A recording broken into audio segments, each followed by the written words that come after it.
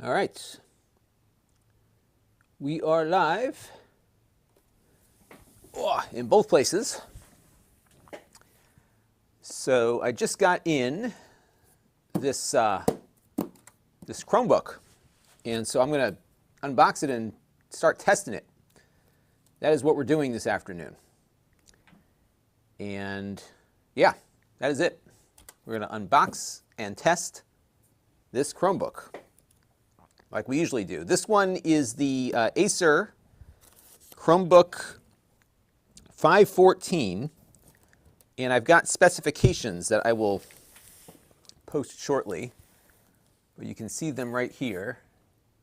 And this has got an ARM, this is an ARM-based Chromebook. Excuse me, not all that unusual actually in the Chromebook world to have an ARM Chromebook. So what we're going to be playing with today is this Chromebook, and we will see what it's capable of. And let me just make a note in my thing here. This box has been through a lot, so it's been reviewed a few times, I think. I'm often the last guy on the totem pole for a lot of these things that come in.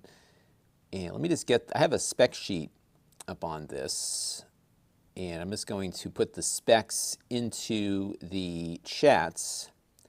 And I say chats because I'm also live on Amazon. And we're going to be looking at what we've got here. I think the battery life will be pretty good on this one. So let me just get the spec sheet up on this, and then we will continue onward. So this is the Chromebook 514. And you're going to see me a lot next week because I will be streaming for Prime Day.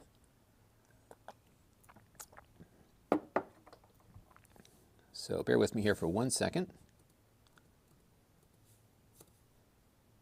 And let me just get the specs put together for you, because I think this one will be interesting for many of you.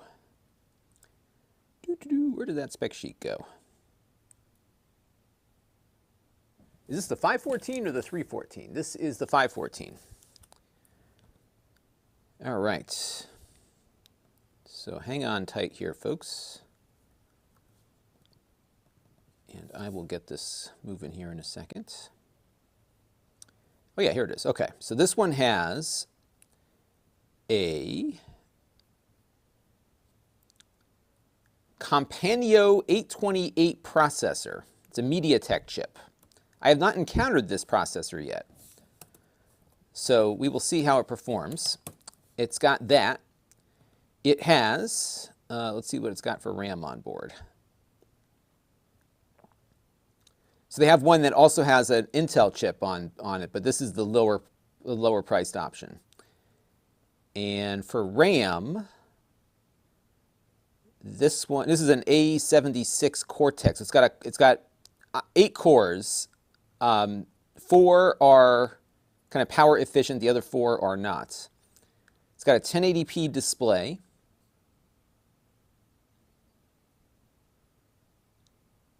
And I don't know if it is IPS, so it's a 14-inch IPS display, 1080p, so it's 16 by 9. And I don't know the brightness on it. I'm just looking up all the specs here.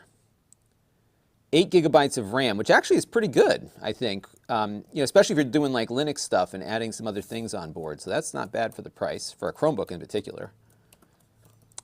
For storage, 64 gigabytes of eMMC. That's kind of par for the course on Chromebooks. At this point, storage is so cheap, it'd be nice to see like, better stuff there. Webcam is 720p. And I got the box here. I know we'll be we'll be digging into this box in a second. Webcam is 720p, and it has Wi-Fi 6 on board. So that's certainly of note for the price. So it seems fairly well spec'd out. All right, so let's get it out of the box and see what we've got here. And I got some people joining us here. So let me start saying hello to my friends, and then we'll get moving here. So we've got Robert Branch is here. I'm doing great. Day is going well, sort of okay. I'm perfectly fine, just haven't been able to be as productive as I would like. Who else do we have? We have David Bown is here. Good to see you. We have CM with an emoji. Mira Trunks is here. Joe Tyson is here. Mike's unboxing channel is here. You came to the right place because I'm unboxing something. Although this has been unboxed many a times. I'm often the last guy on the list to get these things. Tech Time with Eric is here. ¿Cómo estás? Muy bien. ¿Y tú? And Mira Trunks is a fan of Mike's unboxing. I should watch Mike's unboxing. I like to watch things get unboxed. And so do all of you. Metal Crip is here. And Emotional Damage is here. But you've got love, so that's important. All right, so let's slide this out. This comes with a, also for the price, it looks like it comes with a carrying case, which I think is in this part of the box. Let's see what we got here. So yeah, it's got like a nice, it's like a little sleeve that it comes with. So you've got the soft goods, and then you've got the hardware. So let's have a look at the hardware. All right, so they've got my return label in here. And do not destroy the box. I won't. Actually, I ran into one of my contacts at one of the computer companies, and they praised me for how I always return things as I found them. So apparently many of my colleagues in the media are not so nice on their boxes. Matt K is here. Reese Edwards is here. Juan is saying, I can't get on board the Chrome OS things. You know, it's not for everybody. It's not for everybody. But it looks like you're a realtor, so I don't think the MLS stuff runs on Chrome, does it? But I will say that there's a definite audience for it. My kids use Chromebooks at school, obviously. And that has kind of permeated into the consumer world because people have been buying Chromebooks because they begin experiencing them with their kids, right? And I think that is kind of like a gateway to broader consumer adoption.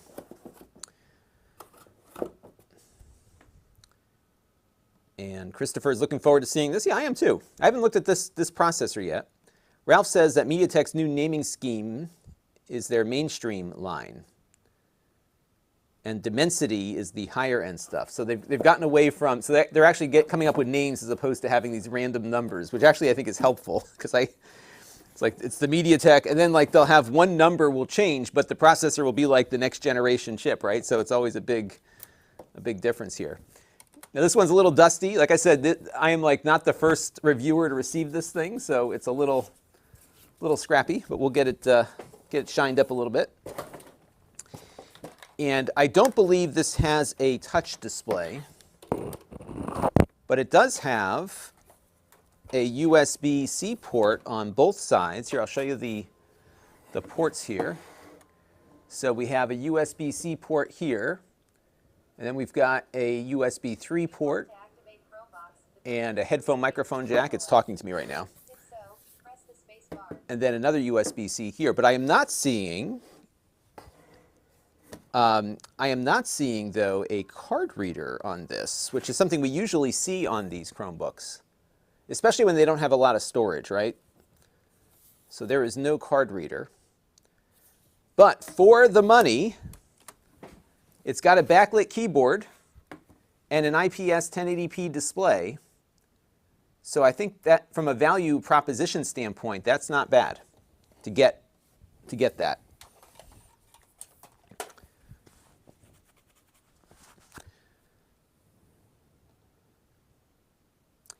TB says, I've used my Chromebook for years, but primarily just for internet surfing.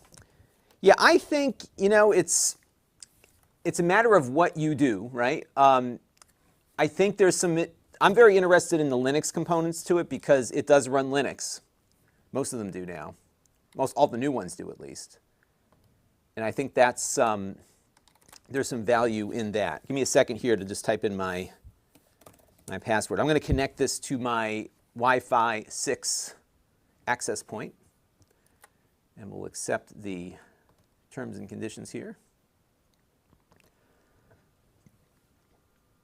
And what's nice is that when you get a Chromebook, it basically returns you, oops, wrong email. It returns you to where you left off. Now, granted, Windows is kind of getting into that game as well. Let's log into my test account here real quick.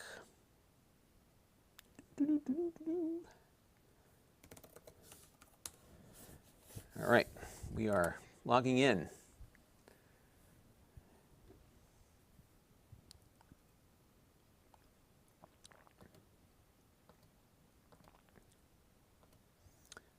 Let me see if I can avoid having to reinstall all of the apps when we go put things in here. I will say it feels pretty snappy so far. It's hard to say. Thank you for the super chat, Grayson Petty. He got the QZT electronic foldable tablet holder for his Azopra portable laptop, but it's very unstable. I once said a gooseneck. So the QZT is working out. I have to try that. I will have to try that. Juan says, "You are so right. My kids got Chromebooks from school and got me peeking at it." Yeah, it gets you into that, right? Like it's like, it isn't bad. And actually, you know, I looked at, what did we last look at? Because I think I looked at a Chromebook. Oh, I looked at one. There was a Chromebook that I looked at that was $99 the other day. That was, 11-inch. It was not very fast. But you know what? Like if you want, especially for what you do as a realtor, if you're driving around to different sites and you just need a web browser, why carry the $3,000 MacBook with you when you can throw a $99 Chromebook in the car and not have to worry about it, right? So like there's some value in that. Nedward on the chat says that the Dimensity is mobile phones, Compendio is tablet and Chromebooks. So the original Duet used a Compendio 500. The 514 has an 828, which is what this one is. And the newer 513 has a 1380. So they're going to use the same name with numbers on it. And that was from the Amazon chat. Michael uses a Chromebook Duet as a backup all-purpose device. And he's actually watching, Metalcrip is watching this on a Chromebook Duet right now. And I haven't looked at the new one. I have to get in touch with them because I haven't seen the new Duet yet.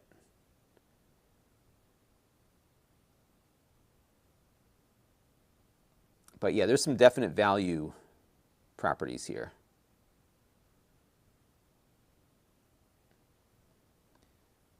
Tech Times says I can even say Erev Tov. Yeah, it's what is that? That's the Shabbat Eve, right? Because it's Thursday. You know more than this than I do. Victor wants to know, is this better than the 713?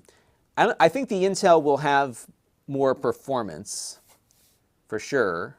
But I think this will probably get better battery life because of the more power-efficient processor. And it looks like I'm kind of stuck here. Oh, I don't want to connect my phone. No thanks. Okay, we're all set. We'll get started. Joe's saying, I'm not seeing HDMI out. Yes, these will do it through the USB Type-C port. So we'll see how many displays we can connect up to it also. TB says, can I run Ubuntu on it? Well, you can install Linux through its thing, but it's hard to get these things to boot other operating systems from scratch. You're better off just buying a cheap laptop to do that. And lots of speculation about what Amazon might have on sale next week. I'm going to be scouring all day on Prime Day. I'm sure I will have things already that will be on sale, so I will be streaming throughout the Prime Day event. So be on the lookout for that.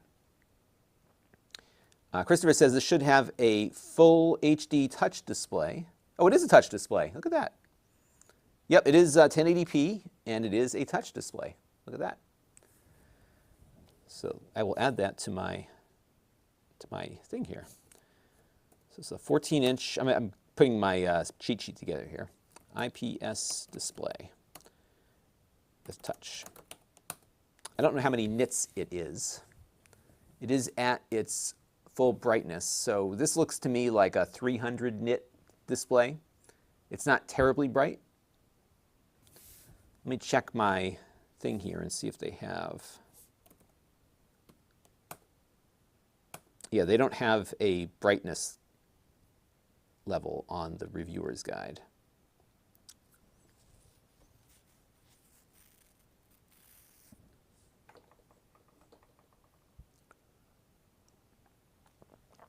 Hey, Meatface is joining us on the Amazon chat. All right, so now we have to wait because when I first get one of these Chromebooks going, it has to like sync up all of my apps. So what I'm going to do in the interim is we will get Linux going on here. And it usually doesn't take too long to get all this stuff installed on it. So let's go into the settings here. So to answer the Ubuntu question, if you go into settings and you go to advanced, you will see, actually maybe it's not there, maybe it's, where is it? Hey, wait a minute. Am I not seeing it on here? Let's see, apps. Let me type it in up here. Ah, here we go. It's under developers now, the Linux development environment. We're going to turn this on. And we'll give it 10 gigs. And this gets you pretty much a vanilla Linux installation, but you can install, I think, the Debian packages, right? It's the sudo thing. Martin is here. And Grayson's using that tablet holder he mentioned for his visual impairment, and he likes having a portable screen close by. That works well. Yeah, those tablet stands. I've got this one, this Amazon Basics one, that will always appear in my videos, which I think just appeared on a recent one. Frank Cromer on the Amazon chat is wondering. He has a 2015 NVIDIA Shield like I do and asked a question about upscaling last week. I started looking around and found information. That's correct. So the AI upscaling is not available on the original Shield. It's only on the newest one. But I wasn't that impressed with it. I just didn't see it. It felt more gimmicky to me than useful. Because my TV already does the upscaling anyhow, as does the Shield. So,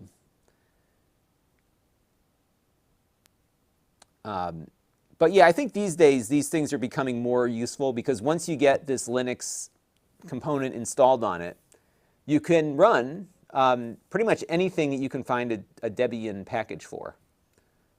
So you just sudo apt-get it and boom, it's installed. So you'll see when this gets installed, we'll put LibreOffice on, and you can run all of that locally without having to be on the network at all. But it will still require a Google account to get into it, and then you run the Linux stuff on top of that.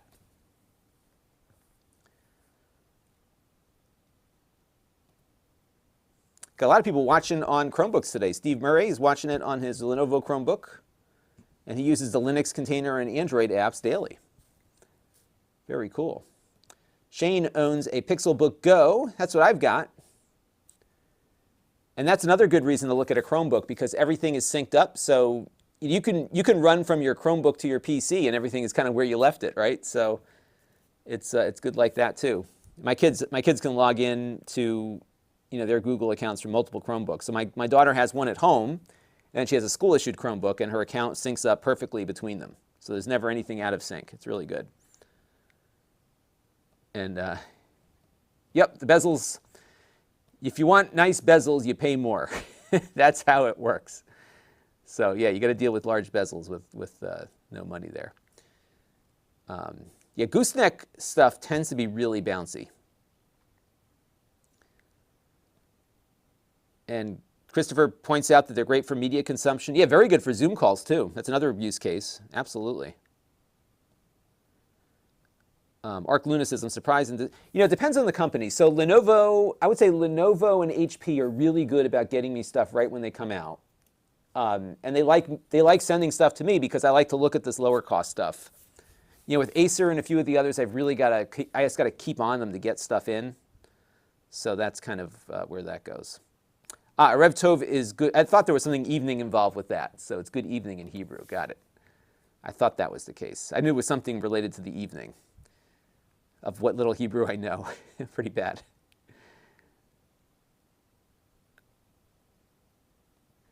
And you see not every, it's got a thick bezel here.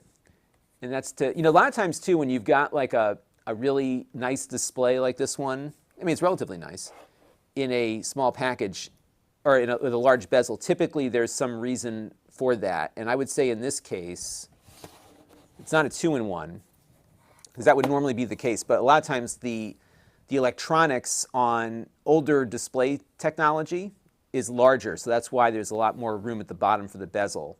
So I bet you if we were to take this apart, you would see a lot of electronics behind this plastic panel here. Let's see here. I'm just taking a few more questions. And right, apt install package. Boom, done. And Steve says there's now a multi-container option where you can run them independently of each other. That's pretty cool. So I don't think that we can say that there is a gaming Chromebook yet, although Valve is talking about porting or moving or creating a version of Steam that runs on Chromebooks. And I think that's going to be, here's a prediction for you. When they get that working, I think it's going to be very successful. And the reason why I think it's going to be successful, provided the hardware is there, it won't run on this because this is an ARM-based machine. But I just got, tonight you'll see my review of the Steam Deck. And I was really impressed with how far along Valve has come in getting Windows games to run on Linux, which is what drives the Steam Deck. Now you can boot Windows up on the Steam Deck, but just about every Windows game that I threw at this Steam Deck booted up and ran, like actually ran really well. So think about all that went into that, and then put it in a Chromebook where you could run Steam as a container. I think it's going to be great. I don't think it's going to, replace a gaming PC by any stretch, but I think there's a potential there that you could conceivably have a scenario where these Chromebooks can just run Windows games from your Steam library, and that gives Valve a really big advantage in competitiveness because they're up against Epic, they're up against Microsoft, but if they can create a way in which every Intel Chromebook can run Steam games, that's a big deal. So I keep your eye on that. I wouldn't be surprised if Google ends up doing something with Valve in a more formalized fashion.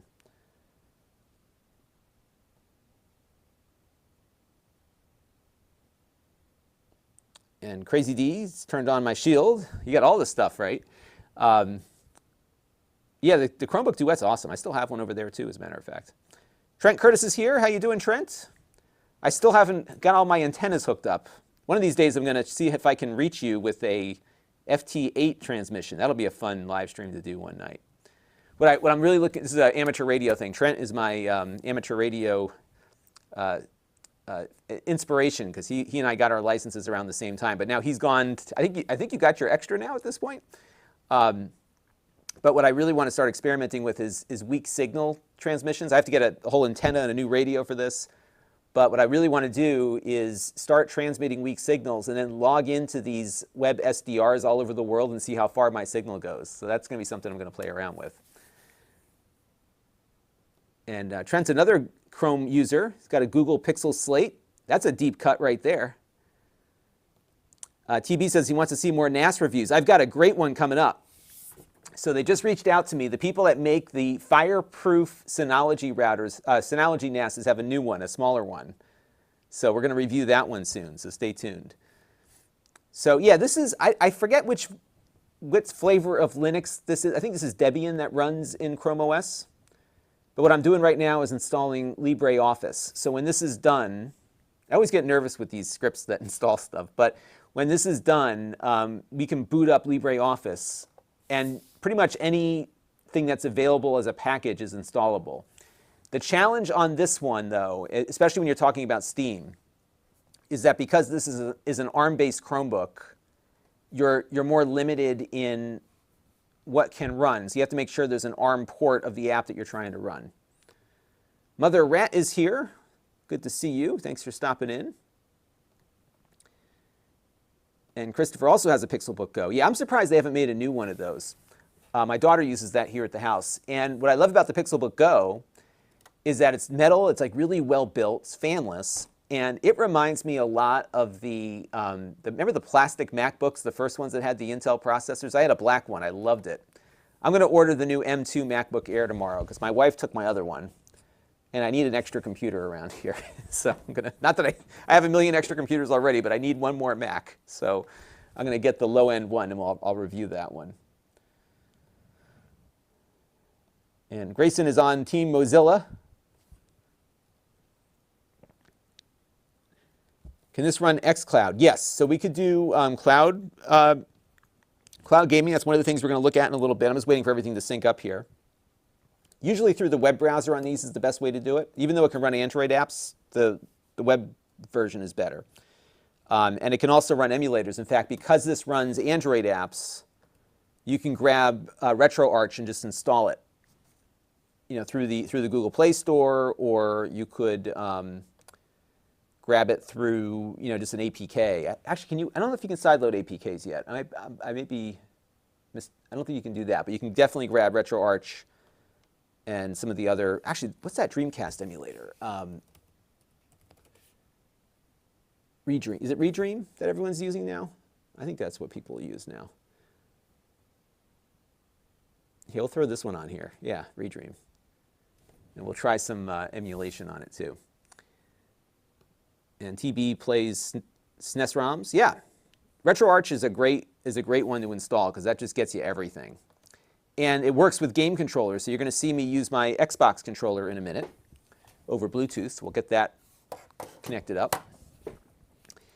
And I'm also going to install my DS file, which is already installed. And this is a way for me to grab files off of my NAS device. And I have some Dreamcast CDs that we'll throw in there. And yeah, this is a 16:9 display, exactly. So that's another thing to factor here with this one, is that this is not a 16:10, which is now more common. All right, so it just got done installing on the Linux side.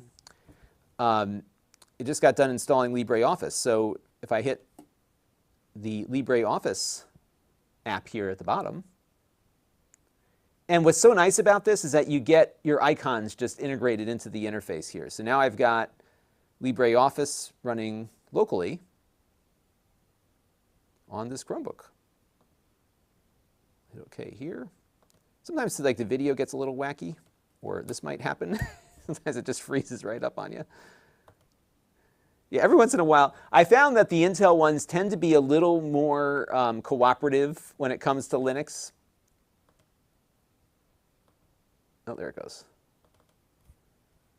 I can resize the window here. So sometimes you get some weird video stuff going on, but I haven't done the system update yet, so that might be in the cards here. Let's try loading this up again.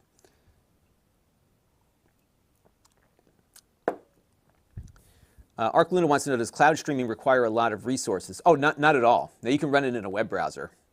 You just want a good network connection. You want a very good, Wi-Fi connection or better Ethernet. Mother Rat loves the Steam Deck. Yeah, I'm very impressed with it. I'm very impressed with the Steam Deck so far. You'll see my thoughts on it tonight. Trackpad on this actually is pretty nice. It's a little slippery, but it seems to be doing okay. So let me check. Yeah, the LibreOffice is a little flaky on here. And that could just be the result of the fact that this might be due for a system update. So let's take a look. And this is a 32-bit build of Chrome OS. I'm not sure if they're up to 64-bit yet. Ooh, here's a prediction. Steam for Chrome OS equals the death of Windows gaming. Discuss. In that case, yeah, I have no doubt you could get Nintendo Switch games running on that for sure. OBS is a bridge too far on this because I'm guessing, yeah, there is a big update coming down. I think there is a Linux version of OBS, but I'm not sure if this is the best platform to run it in.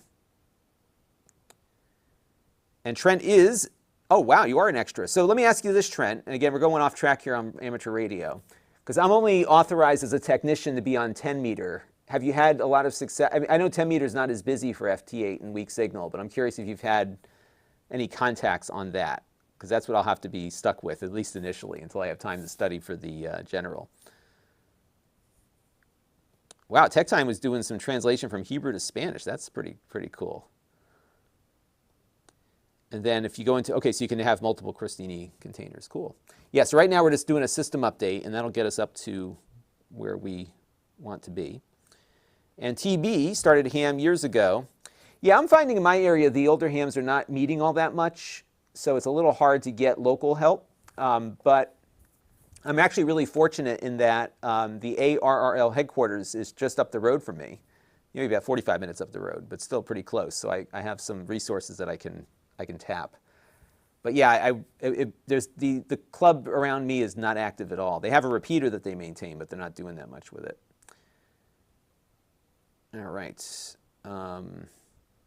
Mark Smith, I should put this in the chat. So this has a MediaTek Companio 878 processor. I'll put that in the chat here, and I will pin it. And 8 gigabytes of RAM, 64 gigabytes of storage. By the way, YouTube is telling me that this is a great time to insert some ads. I don't think any of you would think that's a great time to insert some. It tells me this right now on my thing. And we have about 25 minutes until I hit the 55-minute mark where I will drop off and then reconnect. And they're working on it for me, they said. And one said his wife saw him watching my amateur radio video, looked me dead in the eyes and said, no. See, I didn't ask, I just did it. But the good news is you can get a handheld radio, so you don't have to be too crazy about it. But it is a rabbit hole. Oh, there's an SMB client on File Manager now. Awesome, I'll check that out. All right, so we're just waiting for this update to finish, and then we'll start playing around with things. And this is a 14-inch display on this one, 1080p. All right, cool. I'm going to look for that real quick.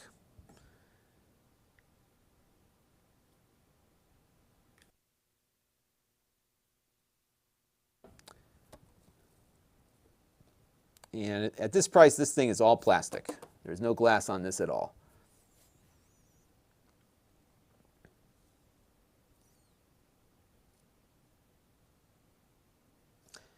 Yeah, so we're going up to ARRL at the end of the month. I've got it all booked, so we're going to do a tour. So we're going to do a whole tour of everything they've got there and talk to everybody there. It's going to be a lot of fun. So yeah, ARRL is about, I was surprised that they're in Connecticut. I think they got almost 100 people working there too. It's a pretty big operation.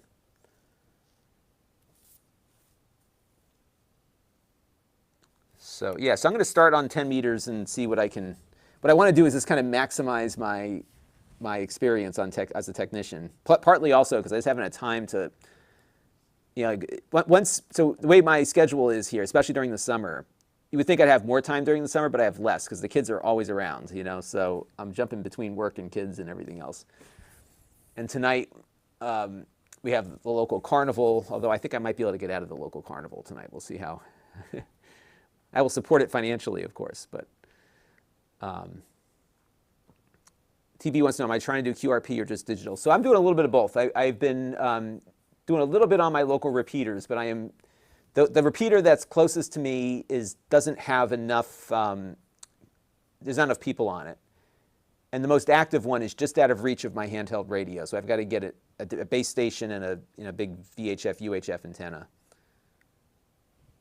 All right, so we are almost ready to reboot, and then we'll see how it's performing when we come back up, and then we'll do some stuff on here.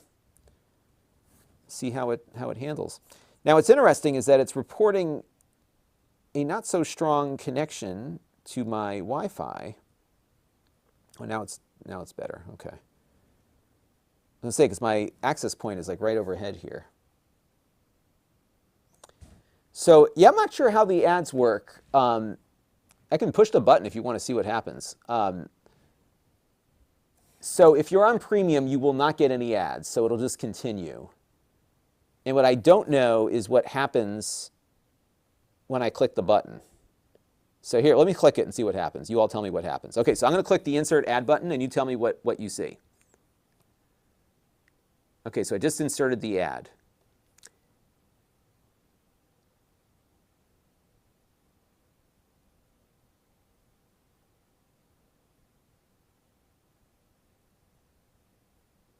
And then I guess you can skip it and return. So you tell me what happened after I hit that button. All right, so ready to restart. And yes, I have picked out a rig. I'm looking at that Yaesu one. I think you told me about that one because it does VHF and HF, VHF, UHF, and HF in one unit. It's got like two things in one. It's got a waterfall. I think it has an antenna tuner built into it also. Yeah, I actually have a, they told me to call them DX Engineering, so I'm going to give them a ring and just say, hey, this is what I'm looking at. This is what I want to do. What's the best? Just get me hooked up. I just want it to work. All right, we are back up. Let me just log into my thing here.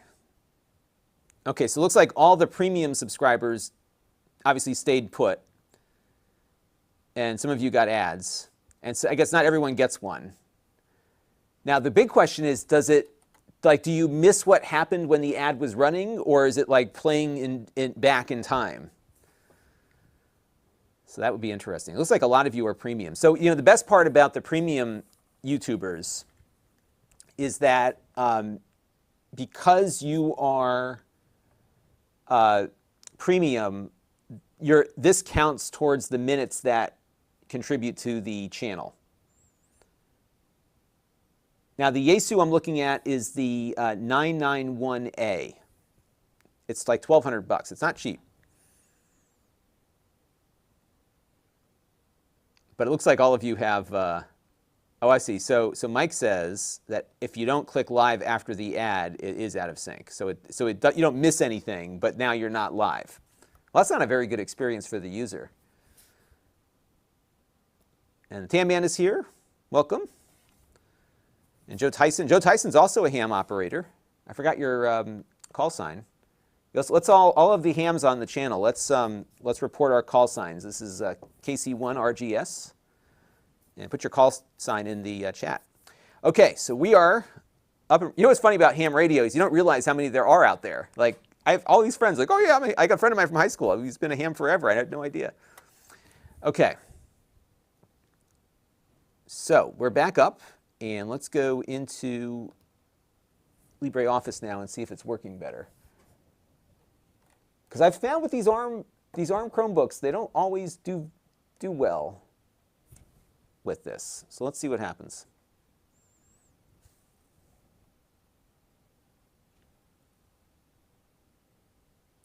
And Meatface is on Amazon Chat, one of my favorite chatters. He said this laptop could be used to order meat. It could. You could totally do that. Go to Omaha Steaks or Amazon Fresh. Okay, it looks like it's working now.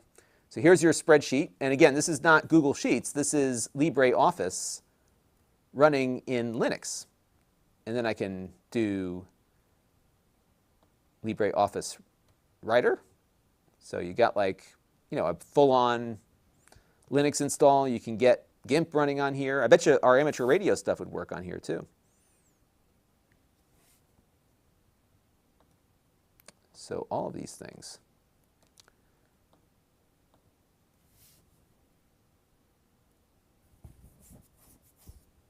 All right, so that's working. Trent says the 991A has an internal tuner and it works great on a 4-to-1 Balun. Excellent. Yeah, I have so much that I have to learn. You're never done learning with. That's what I like about amateur radio. You're never done learning. Tamian is saying I look excellent. Yes, so if you're on YouTube, this is in 4K now. So you can see this beautiful Chromebook in beautiful 4K.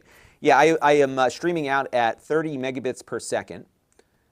And right now there's a bug on YouTube where it will conk out on you at 55 minutes, but it's going to come back. So you just have to just stick around once it drops everybody, or drops me.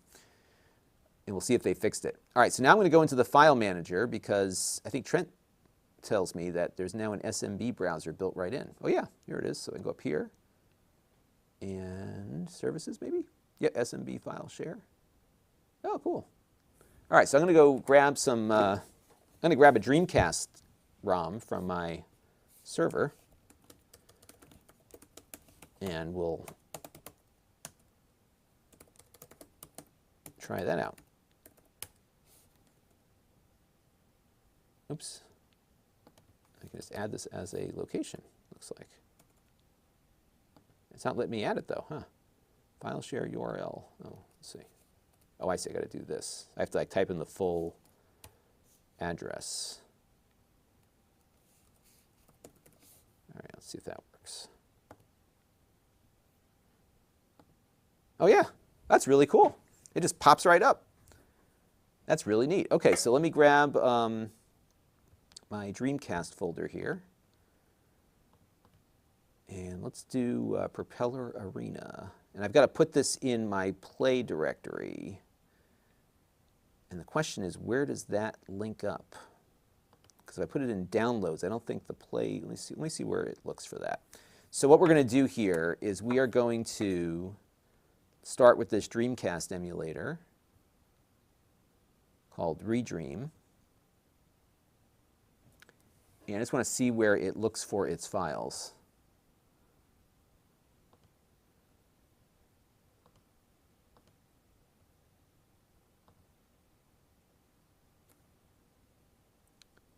So I think storage emulated, I think, is where we want to go with this. It looks like it's picking up all the other, oh, emulated 0. Let's see what's in here. Ah, that's what I want. So I'm going to throw this in, because I don't have a download folder that I can see on the other side of the system, so I'm going to throw it in like pictures. I think that was on my list of available options. Let's see. Okay, so now I'm going to exit here. And I'm just going to grab, yeah, because pictures is on there. Downloads is not, oddly. So I'm going to grab something from my emulators directory here. So I have like a Dreamcast section. And you're right, Trent, this works great. I didn't realize they put this in here. This is awesome. And this is an unreleased Dreamcast game. This never came out. It's called Propeller Arena. And it's a really fun game. Okay, so it's going to copy that onto my system here. And we'll see how this works. All right. And it looks like somebody has like this weird thing that like corrupts the text on Amazon. All right, so now we are in place here.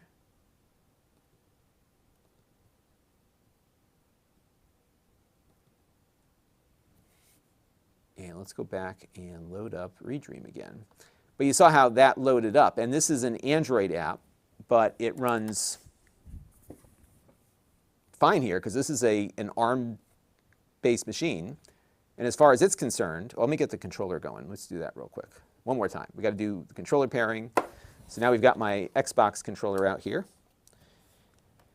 And let's go in and configure that. We're going to hit the pairing button. I'm going to pair new device. And this should show up in a second here.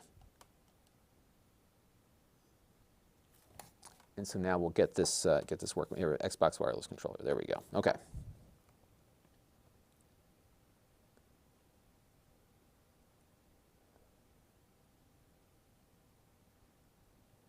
Yeah, if you got the bandwidth, you can do 4K. And surprisingly, this was not as big of a transition as I thought it was going to be from a technical standpoint for me. Because really the only thing that was lacking, I just needed to upgrade my GPU, and then I was good to go. All right, I'm not sure if my controller is recognized here. So touchpad, okay, input device. Auto. Is it still the case that I thought that I had thought that game controllers worked on the Android side? I'm almost positive that they do.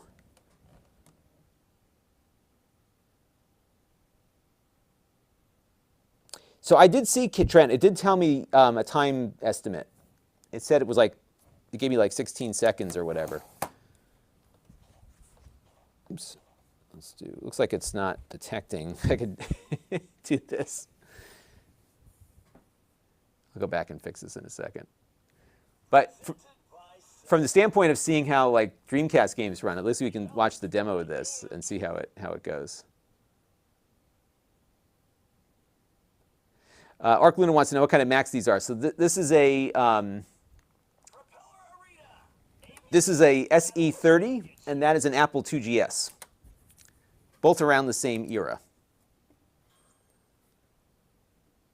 All right, let's go do a quick battle here. It's like the world's biggest controller. All right, let's see what happens here. Because none of these other controllers it's not picking up my controller yet. We'll figure that out.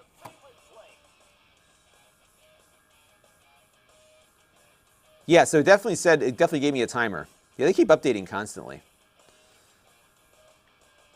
Oh, that's not a bad idea. I could have created a new folder. Yeah, probably could have done that. All right, Charles G is here. Hello there. Okay.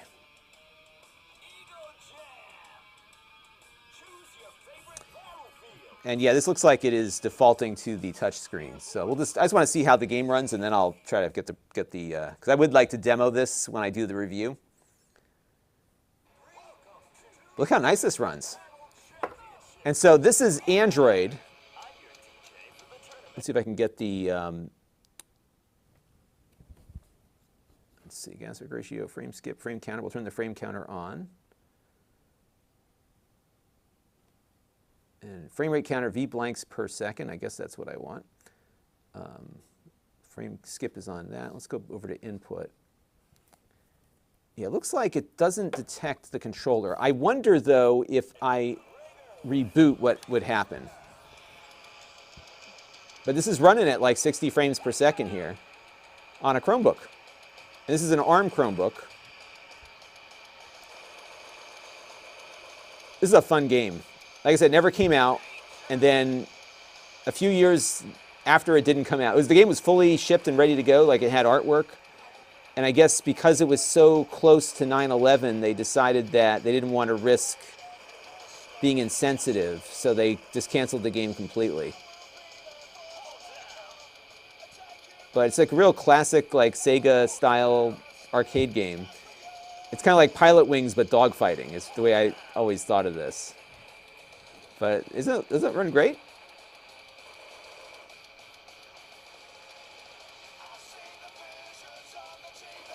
I don't think you can damage the environment, though. Let me see. Ooh.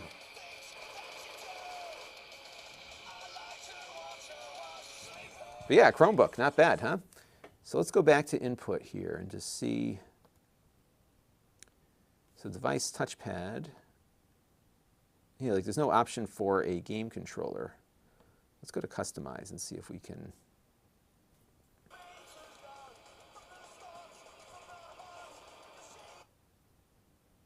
But it does seem to work fine.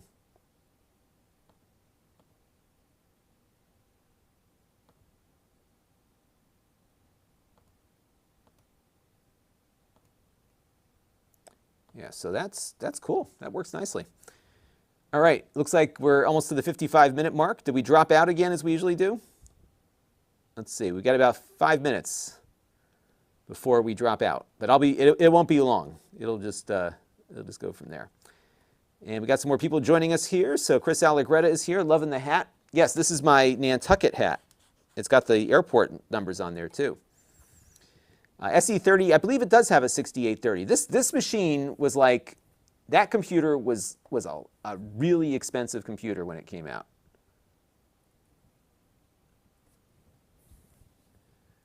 I think it was like $5,000 back in the day. And yep, Android apps will run great on this thing. And the controller is paired. Let me double check. And it could be that I was paired before the Linux or the Android system kind of booted up, so maybe a reboot might work. I don't know. So let's go back to the settings here, and let's just make sure that it's paired. Yep, it is paired. But you know what we're going to do now? Again, I'm just getting everything set up here. Let's do Xbox. This will be the game streaming from Xbox.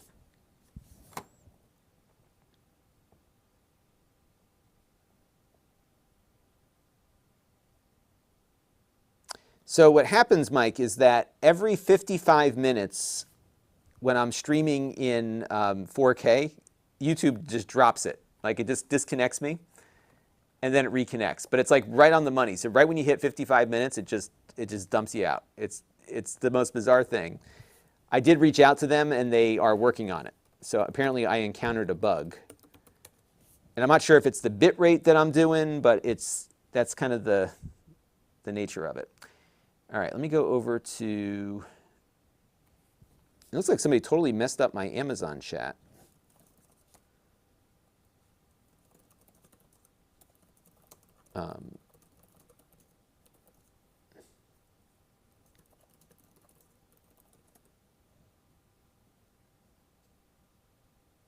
Okay, there we go. I'm just going to go in and type in my password for Game Pass, and then we'll move on from there. Yeah, so I like to show, like when I do these reviews of Chromebooks, is kind of show all the things you can do with them. Because for a long time, you couldn't do much. It was just like, okay, here's your computer that gets on the web, but you've got Android, you've got Linux. So I like to do something with LibreOffice and show that, show the command line. And I think people that are comfortable around Linux will really find value there. I'm surprised that they haven't made it easier to get apps installed. Like you would think maybe they would put Flatpak on or something and people could very easily browse open source applications to install. That hasn't happened yet. But yeah, here we go. So we've got, now this is going to be a streaming game. So this is not going to be running locally on here, but it will be streamed from the cloud, the Xbox cloud. And I do have the controller paired, and I expect that this should work with it. Let's see. If not, I'll reboot again and see if that might fix things. So let's do Forza Horizon 5. Yeah, so look at that. It's not detecting the controller, even though it's paired up. So I'm going to turn the controller off and turn it back on again and see if that might resolve it. So why don't we reset the controller and see if that might be what's going on.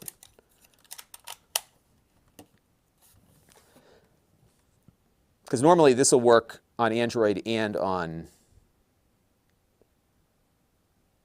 everything else. So let's take a look and see if that might fix it. And Frank, it was messed up for everybody. I'm not sure what the heck happened there. All right, so the controller has paired up. I got a notice here saying Xbox controller connected. So why don't we try this here? Yeah, it still says it's not seeing the controller. That's weird, huh? So it's connecting, but the system is not detecting it. This might be a good opportunity to do another reboot and see if that might resolve it. There's always that's what's so odd about these Chromebooks is that there's always something that gets screwed up. Aaron Johnson is here. And generally, Bluetooth does work. It does tie it together. But yeah, this controller is not getting detected here. So I may try to plug in directly with USB and see if that resolves it. And Charles G says, I'm surprised. So do you have to use a YubiKey for that? Because I have not enabled it because I don't want to lose my key and not be able to get in. All right, so it's struggling here a bit too. All right, so we're going to have to figure out this controller problem. It looks fine.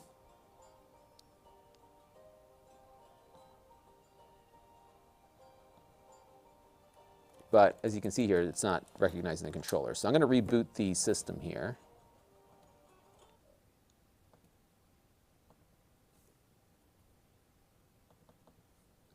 Am I totally unable to get out of here? Let's see. All right, we're just going to close it. And we're going to reboot and see if that might resolve it.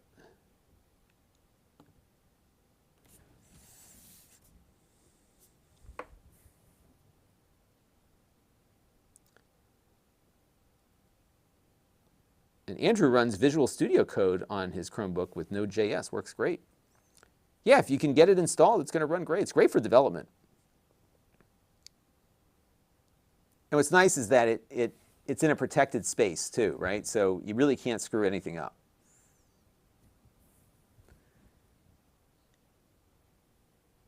And Freddie says Chromebooks are #1. They are very good. This one feels pretty nice. I think the value is good here. You got a good display. You've got a backlit keyboard, which is something you don't usually see at this price point. But you have no biometrics, so you can't just like use a fingerprint to get into this one. Incidentally, the trackpad, they say, has Gorilla Glass on it.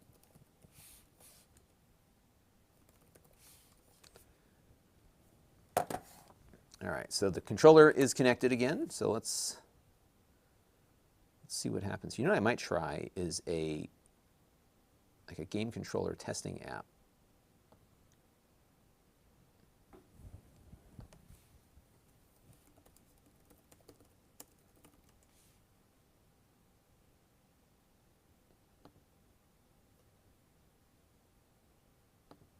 I'll install whatever random one I find here just to see if it'll pick it up.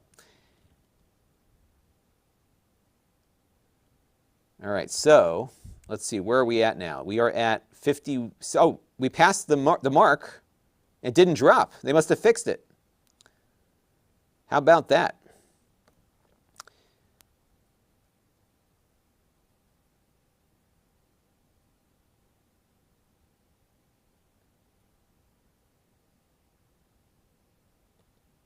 And Joe's not a fan of the flat packs.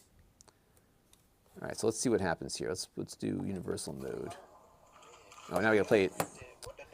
So this is the ads, of course, that run on these things. So get rid of the ad. Go away. Okay, so yeah, it's not picking up the controllers at all here.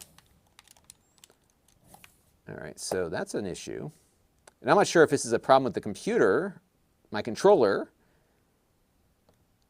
or something else. So let's go to game. Let's try this again. So Xbox US Play,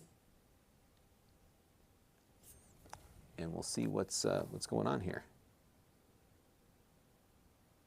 Oh, so Charles says just the Authenticator app. All right, I'm going to play around with that because that would make my life a lot easier. Android is sandboxed on here. Yes, it is. And I guess you can do the genome package thing. I think I did something about this a while ago. Yeah, it looks like the controller just isn't getting picked up. I was having some issues with this controller the other day, so it might just be the controller. I have another one upstairs, but I also have a USB cable handy. So I'm going to plug that in a second and just go direct and see if that makes it work better. And then I'll just verify that it's not something with the computer causing that. So let me find a... I love USB Type-C, but now I've got like a million different types of cables all over the place.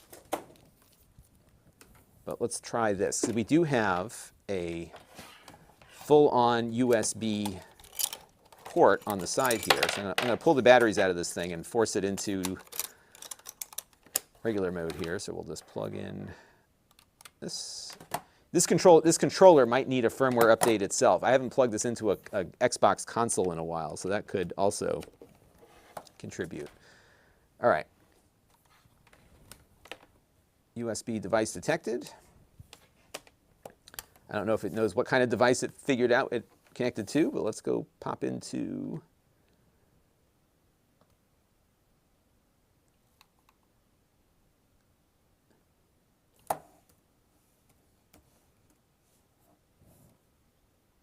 Yeah, we'll see what happens. We'll just load it up. I got to sign in again. So I'm going to set up that passwordless thing. If it works with my phone, that'd be a lot better than what I'm dealing with right now. So give me a second here to pop back in.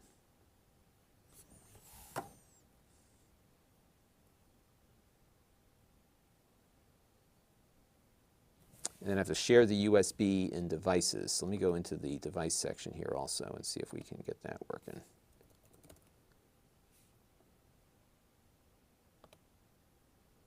All right, connected devices.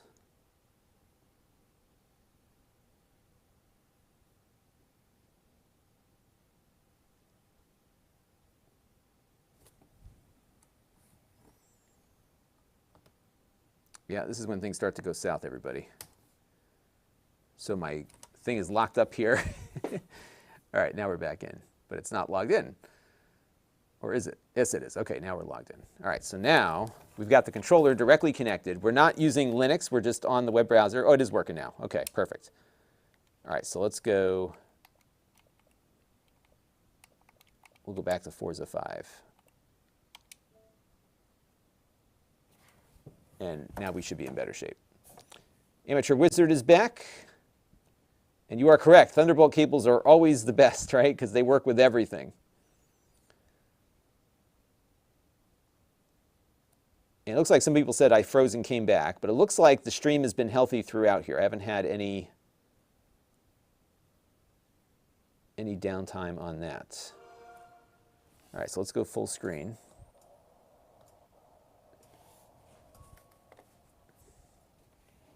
I may as well capture some B-roll here, right, everybody? So let's do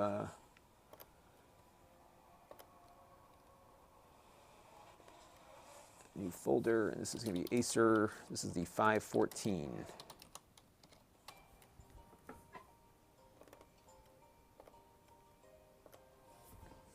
Yeah, I think the issue with the controller is probably the controller. Something's up with, because I had an issue with this connecting to a Windows computer the other day, so.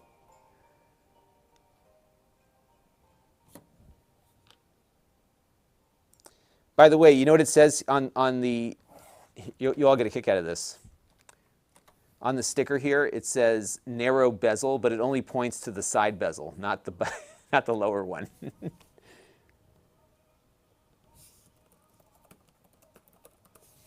All right, so let's take a look here and hit the road.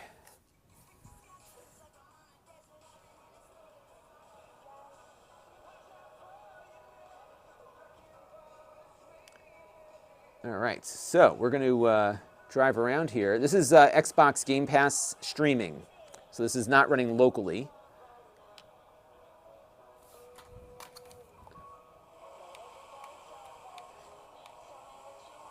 It feels a little, like I feel like I'm dropping a few frames here. Yeah, see that? Not perfect. So I'm gonna check the Wi-Fi speed in a minute also, because this does support Wi-Fi 6, and I have a Wi-Fi 6 access point. But I'm curious to see like what it's connecting to on my network. But now it seems to have settled down.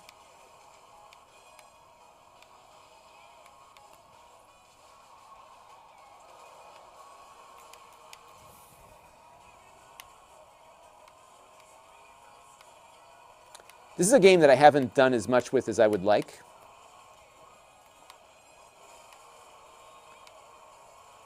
Ooh. The best part, though, is you can drive a Corvette around like this and not damage anything. So I can just break stuff. You actually get points for wrecking things. But it seems to work pretty well once it settles down.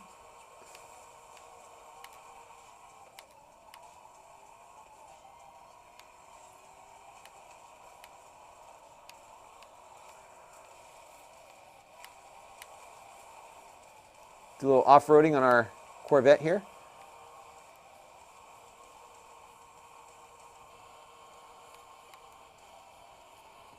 All right. I think for B-roll purposes, that works pretty well. And yeah, good stuff. All right, so let's quit the game. I would say that was a good experience. And yeah.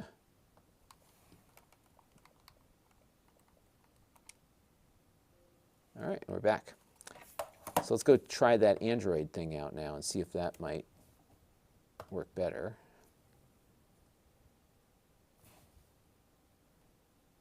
Now that we have a directly attached controller, will that emulator see it?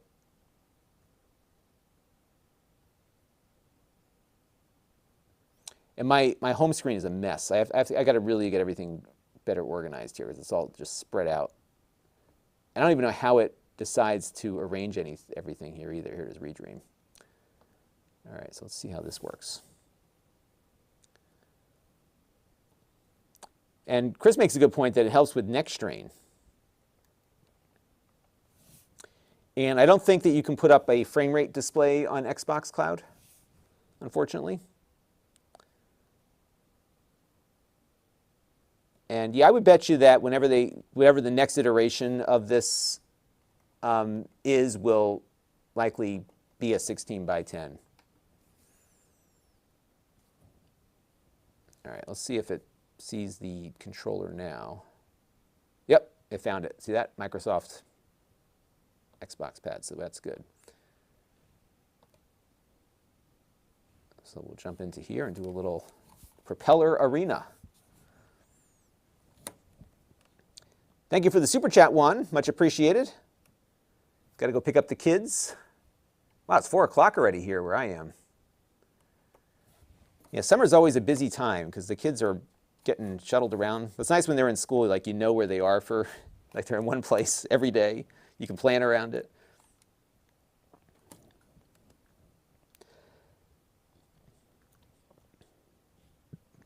All right, so let's try Propeller Arena. All right, it did recognize the controller, but the start button isn't getting detected here. So maybe we have to map the controls.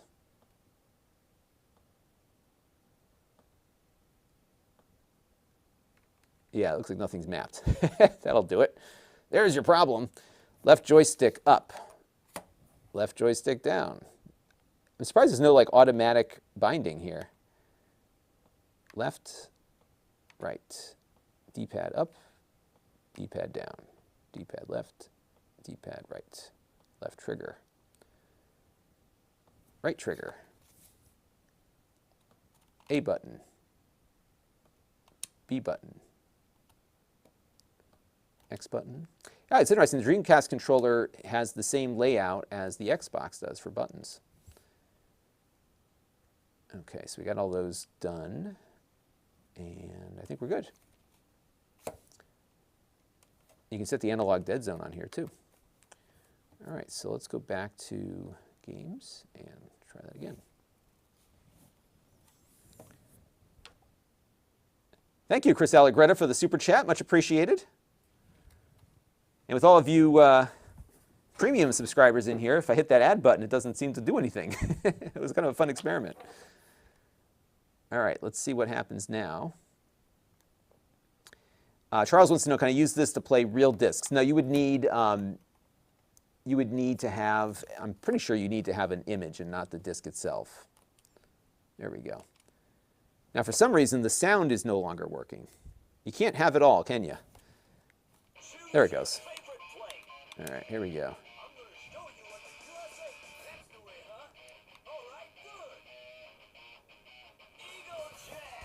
Eagle Jam!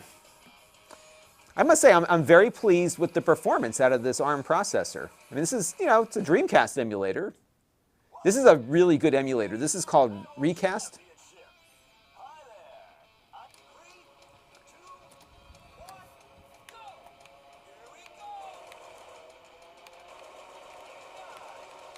But yeah, this is an unreleased Dreamcast game. And it is complete. You can find this pretty much anywhere. It runs great. It's fully done. The game was like ready to ship. I think they actually had manufactured it before they pulled it in 2001. And it was very late in the Dreamcast's. When did they actually no, they canceled the Dreamcast when? I forgot when they canceled it. Was it 2003?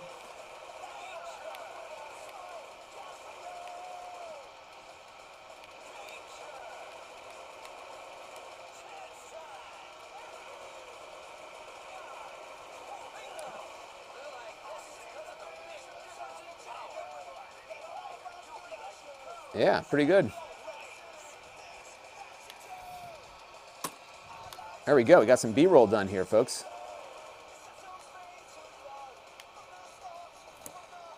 Yeah, so it's just under, you know, under 60.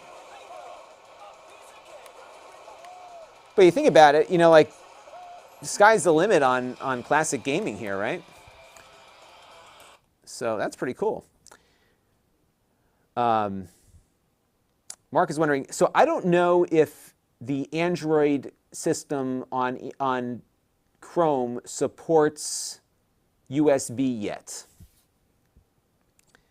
William says GameCube would be fun to check. I will check that. I doubt that this processor is going to handle the GameCube emulation very well. The Intel one I would say is definitely feasible, because I know those generation of chips can do pretty well with it. But on the ARM side, I've yet to find, beyond the NVIDIA Shield, which also, by the way, struggles. I will look into that in a little bit. All right, what else do I have on here? I have DuckStation too. That's like the good PlayStation emulator, right?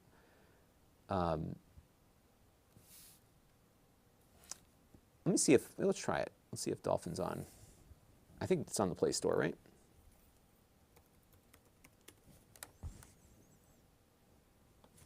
So when you type in Dolphin, you get all these kid games. Dolphin emulator. Here we go. Install that real quick, see how it does.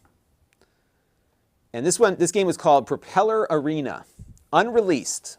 So do a search for it. Never came out. It might have saved the Dreamcast if it did come out, but they never released it. All right, so I'm going to do one other thing here. So I'm going to make a folder for. We'll throw a Wave Race in there and see how it does with that. So I'll make a new folder here. It won't let me make a new folder. It's read only. That's not nice. Okay, so maybe I will have to use. I guess I can still install things into the folder. So I will just grab. I'm just going to grab a GameCube game and throw it in there.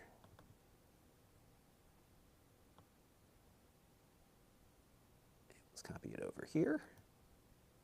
I think it's copying. Yeah. So. Trent was asking about this before. It doesn't give me a bar, but it says 45 seconds remaining now as I copy this file over. So it does actually do that. And I have this on my NAS device. And yeah, the Shield I think has a hard time still. I haven't run it in a while. Maybe they've optimized it since, but we'll definitely double check that.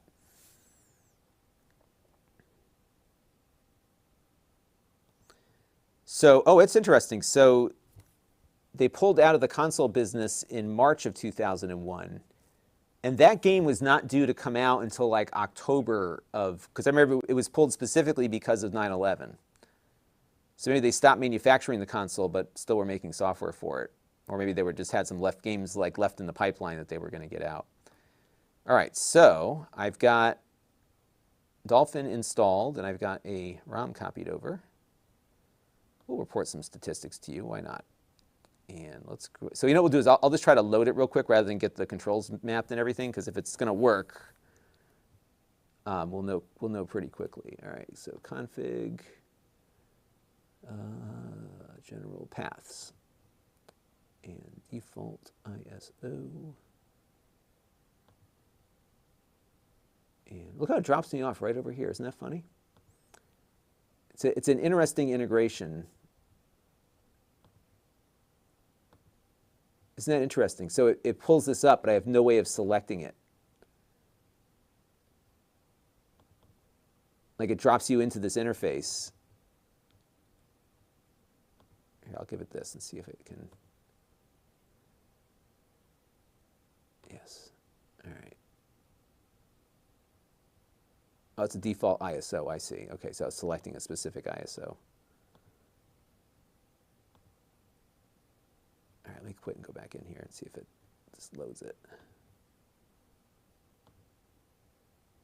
It didn't do that. Okay, let me hit play and see what happens. Oh, look at that, pulls it up. It's like, hey, what do you want to play? All right, let's try this. Open.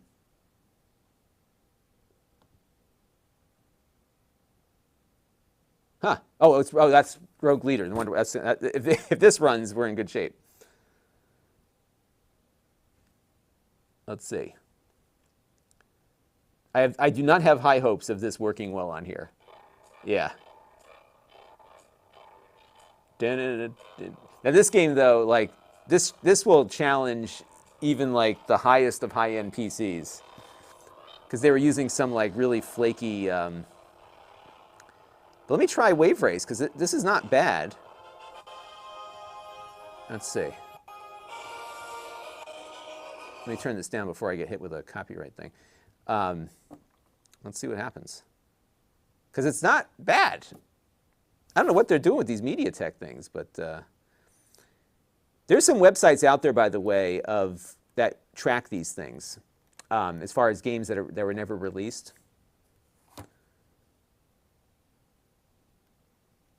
All right, let's see what happens. I doubt this is going to work well. This game also requires some like preloading or pre-rendering of the shaders. So the first time you play it, it's usually pretty lousy, and then it like picks up as time goes on.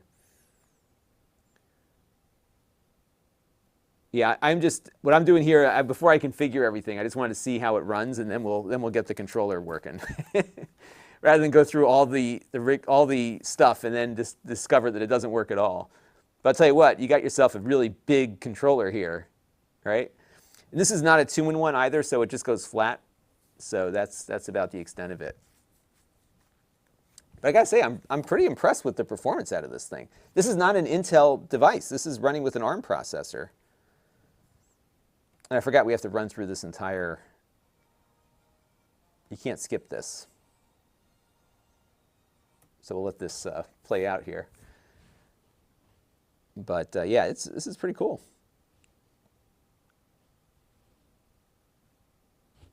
And it looks like they resolved the dropping of the stream problem.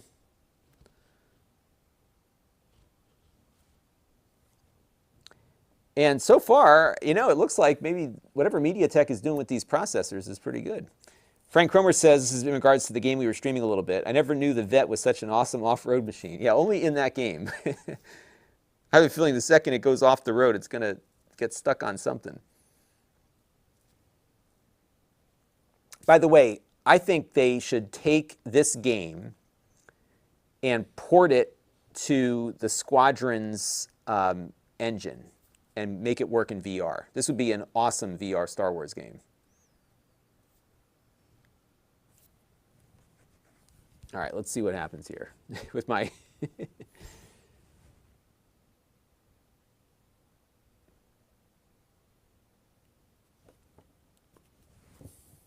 You have to get through this whole thing now, too.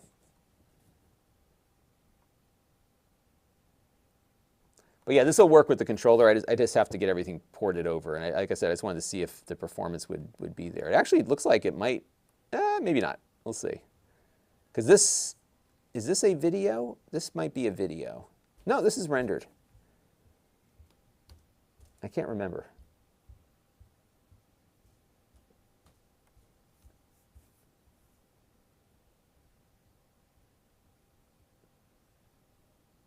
But yeah, that's the one thing that kills me is like I just want like to take the Star Wars Squadron's engine and make this game in it. Maybe somebody will mod it. You know, I should look to see if someone's done that. All right, here we go. Yeah, this looks actually to be running fairly well. I'm actually surprised here, folks.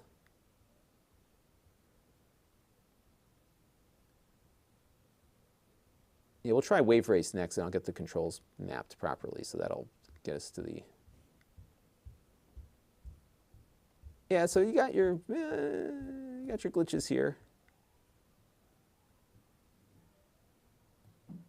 I mean, it's better than I've seen some phones do this, so that's saying something. Yeah, getting a lot of glitches, as you can see. It's like whenever they're firing laser beams across the thing here. Okay, so let's go back a notch here. And we'll try to do a game that's a little less...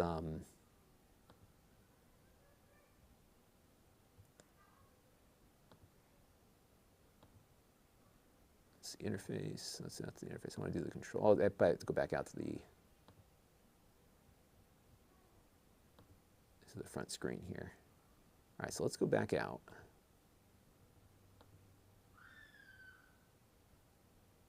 Exit emulation. That was working a lot better than I expected. All right, so let me copy over a game that's more like realistic that we could run on this, and we'll take it from there.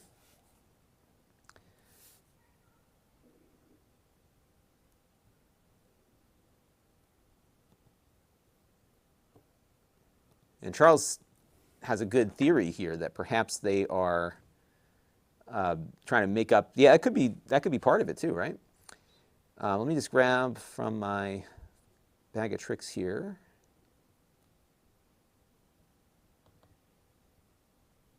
All right, so we did that one. I think it's, there it is. So we're going to do wave race as our next experiment here. That one might do a little better. And at some point I'm going to run out of storage. But we'll give that a shot.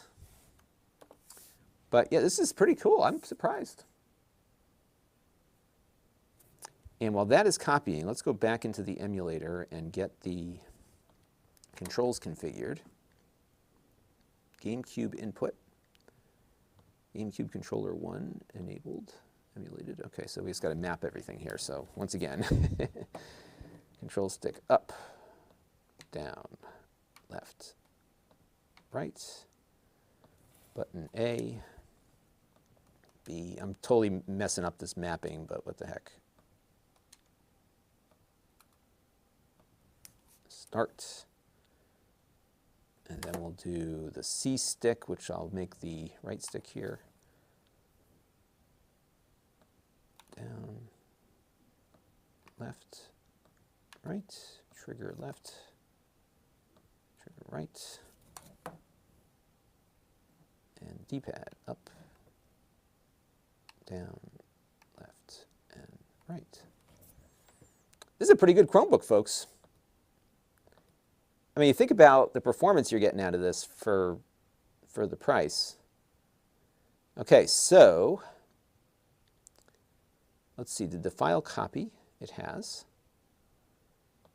And I'm going to go hit the play button here and select another game.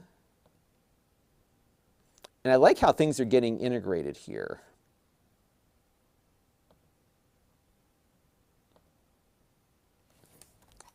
And I got to figure out how to get rid of that, because it looks like now it's, I think it's supporting my, oh, maybe not. My controller is not working.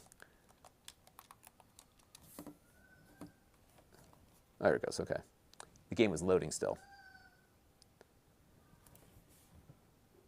Let me see if I can get that overlay controls. Let's get rid of those. Hang on, there they are.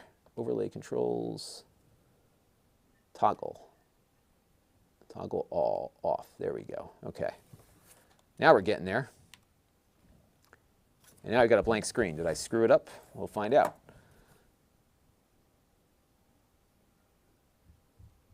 Yeah, I think if MediaTek has their act together, this might be a contender on that.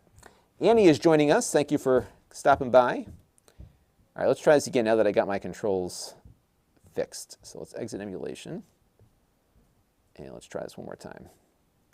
Yeah, it feels a little glitchy, so I would not say that like GameCube is feasible necessarily, but let's see. We will give it a shot and see what happens.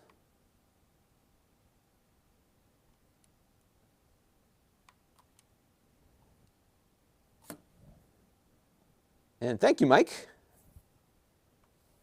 Yeah, the live streams are fun for me to do. I've been doing these for a while now. And I do them on Amazon also, so you can find me on Amazon. And let's just do a time attack and just see how this works. Yeah, I'm actually pretty pleased with the performance of this MediaTek processor. They've come a long way if this is indicative of their current status.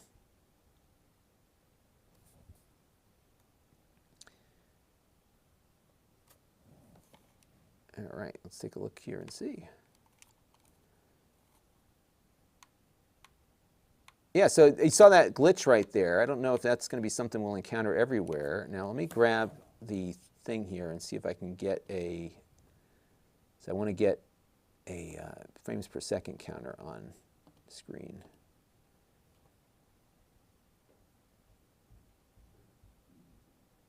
Advanced.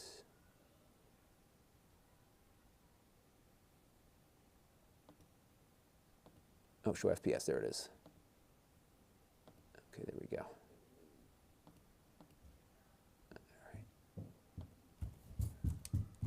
Yeah, so it's running at a solid, pretty much a solid 30, which is what this game runs at. So that's pretty good. Let me go grab, let's get back into the race here. There we go. Although I don't think I'm getting any sound, am I?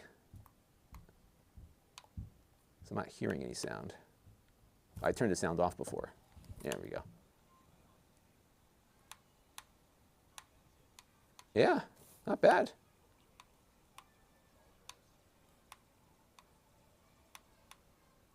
Yeah, this is pretty good from an emulation standpoint, folks. I'm pretty pleased with this.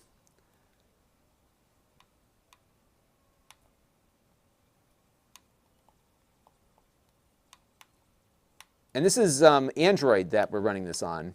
But because you have an ARM processor here, you know, it's not a big deal to get these games working in computer form because it's the same processor essentially that it's dealing with on the mobile side. Yeah, so Star Wars, you know, was kind of a no-go on it, but you know, a lot of the other GameCube games are going to work pretty nicely here. It's playable with the controller, no less.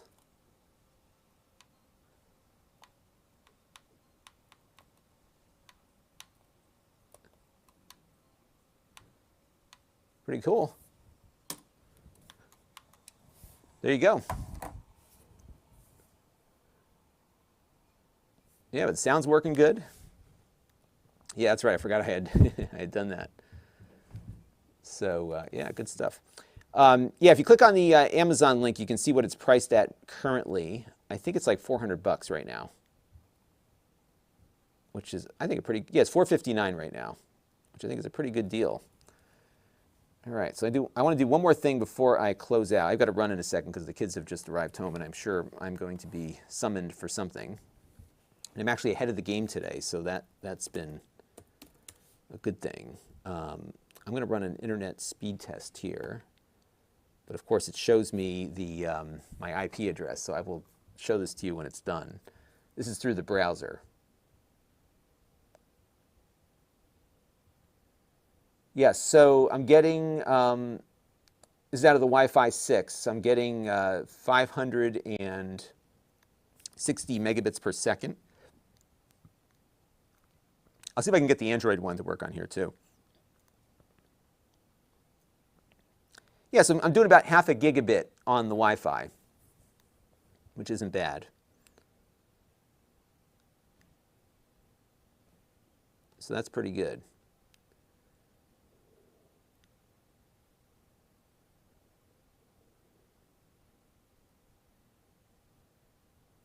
All right, so there we go. So let me get, let me see if I can grab the Android version to see how it performs here. So I usually get a little bit more out of like my iPads and Macs and stuff with their things, but this isn't bad. Let's run the Android version and see if that might, how that one might fare. Then I got to run. So we've been at this now. How long have we been streaming for? About an hour and a half. Wow. The good news is that the stream has been healthy throughout. So whatever issue that I found, they have fixed. All right, I got to go through all this stuff here. Okay, allow. All right, allow. Done. Okay, so now let's try this again here. So this is going to be without my IP address appearing. Let's see how it does. Let me zoom in on this a little bit.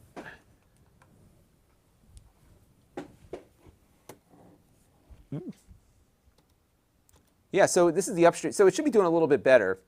That could be due to the Android issue. So the bottom line is that I'm getting about half a gigabit. When I run it on the browser, it's about half a gigabit in both directions there. So that's pretty good. I still have to do the speedometer test. Let me run that real quick. I'm going to do a reboot before we do that, just to kind of flush the memory out here. And then I got to run. But it seems like pretty good Chromebook. Yeah, the Content ID system can be tricky, for sure. All right, so we're going to reboot. If you're curious what a boot looks like, there you go. Danny is lurking. Okay, so let me go in and run the speedometer test, and then I'll check its, I have to do this offline because I have to bring it over to the other side of the room, but I will check and see if we can get video out of both ports simultaneously and at what resolution. And let's go to the browserbench.org. So I always like to run the speedometer benchmark test. And we'll let that rip and see what we get here.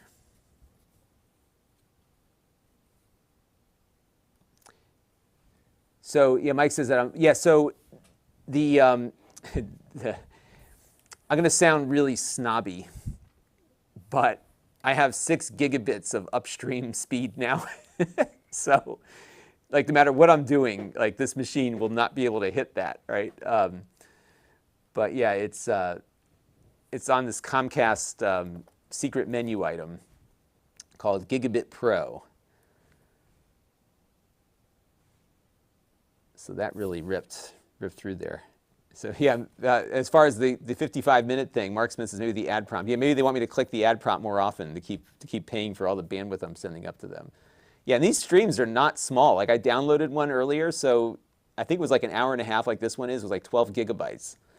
So the 4K is has significantly higher bit rates, and just so I'm streaming at 30 megabits per second for this stream, and then I'm doing 2.5 on the Amazon one. But before I would do, I think 4.5 megabits, 4,500, maybe 5.5. It wasn't much on 1080p because that's really all you needed. But I think the 4K makes it look really nice. Even at lower resolutions, it looks nicer. And let this run and see what we get here. And tonight's video, by the way, will be about the Steam Deck. So be on the lookout for that.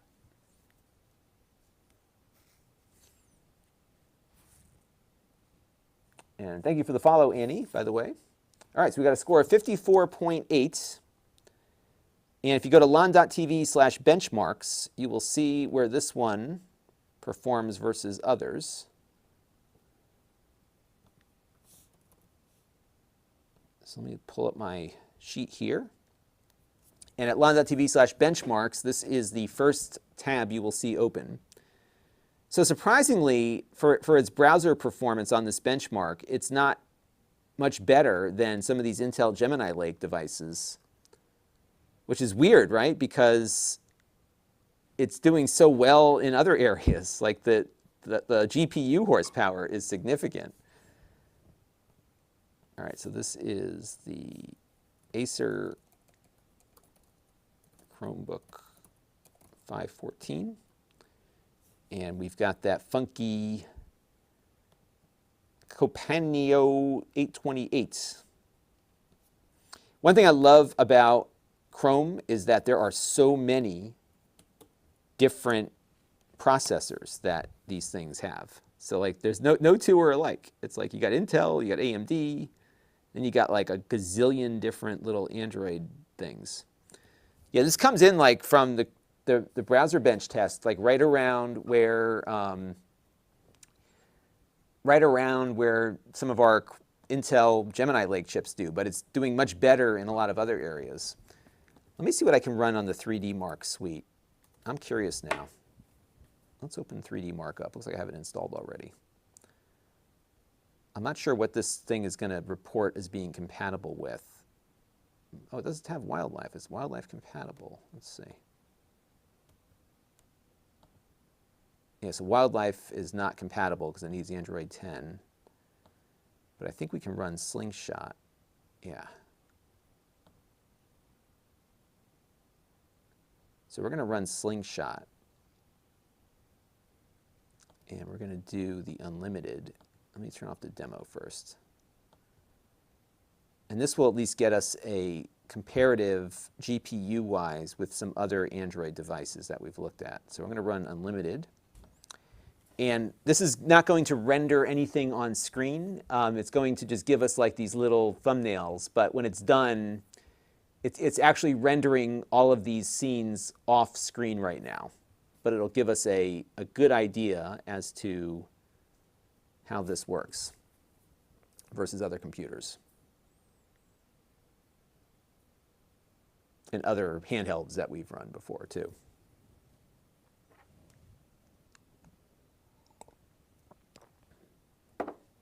And I think I got to check and make sure I ran the right one here. Let's see.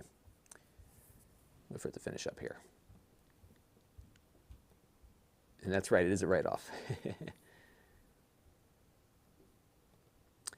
So Mike's got 30 megabits upload and 500 megabits download, about 60 pounds a month.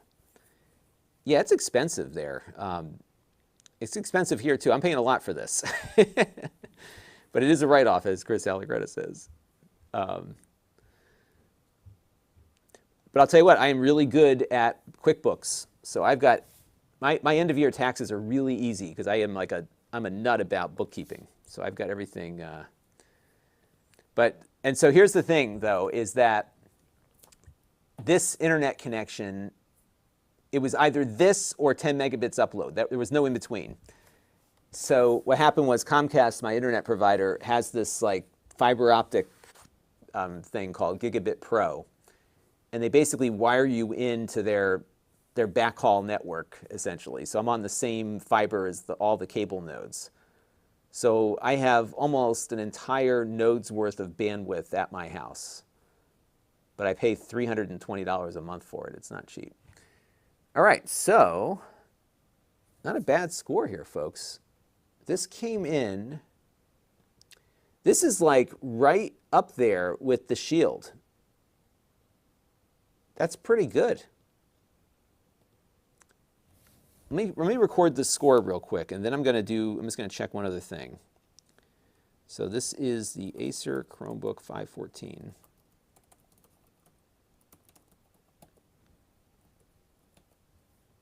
But you'll notice here that graphically, it's still below the Shield. It's about, but the CPU is right up there. So something tells me that they're kind of gearing this chip for gaming and other purposes. All right, so let me just check something real quick, because I think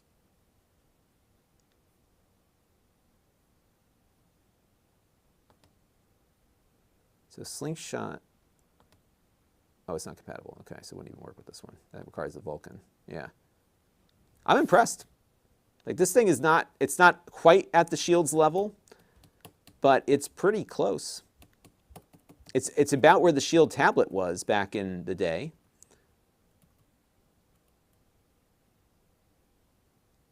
It's actually a little better than the Shield tablet. Finally, after all these years. 8 years later, we're finally getting there. So, oh my goodness. Good stuff. All right. Well, everybody, I've got to skedaddle. But I really appreciate everybody stopping in. And yeah, it's true. But that was my only option because the streaming is kind of a big part of what I do now because I do it on Amazon, and I could not. I was like the last guy. I was the last guy on my leg. There was nothing they could do really for me beyond this, and I was like, well, I'll take it. And now bandwidth is no problem at all. And you can follow. I have a whole playlist, Lon.TV/GigPro. And I documented the entire process of getting this hooked up. It was really, really good. All right. Well, everybody, I really appreciate you all stopping in. I really enjoyed doing the stream today. And 7-3 to all of my fellow hams out there. KC1RGS is signing out in a second. And yeah, I'll have a review of this coming up soon. I'll probably be shooting this tomorrow. I've got two laptops to shoot tomorrow. I've got this and an HP entry-level gaming laptop. So we're going to have a lot of PCs on the horizon. And tonight, we have the Steam Deck review on the YouTube channel, so be on the lookout for that. It'll drop around 6:45 p.m. or so, Eastern Time. All right, well, I will be back before you know it. Set your notifications. If you're not following me on Amazon, definitely follow me on Amazon, because I do this. This is the kind of stream I do a lot, where we get something, we take it out of the box, we boot it up, and we start testing it, for better or for worse. You never know what's going to happen. And yeah, that's going to do it. And Douglas is here, and I'm about to take off, but we will be in touch soon. And yep, everybody follow me. Hit the follow button. And I will be back before you know it. And if you're on YouTube, hit the subscribe and the bell. All right. And Chris is happy with his... Yeah, so you know what's happening now, by the way, in my area, is the phone company is now... They're all over the neighborhood this week. They're wiring fiber up everywhere, except on my street, of course. So maybe by the time my 3-year commitment on this is over, I can get their fiber. We'll see. All right, everybody. Catch you on the next one, and I will talk to you soon. Bye-bye.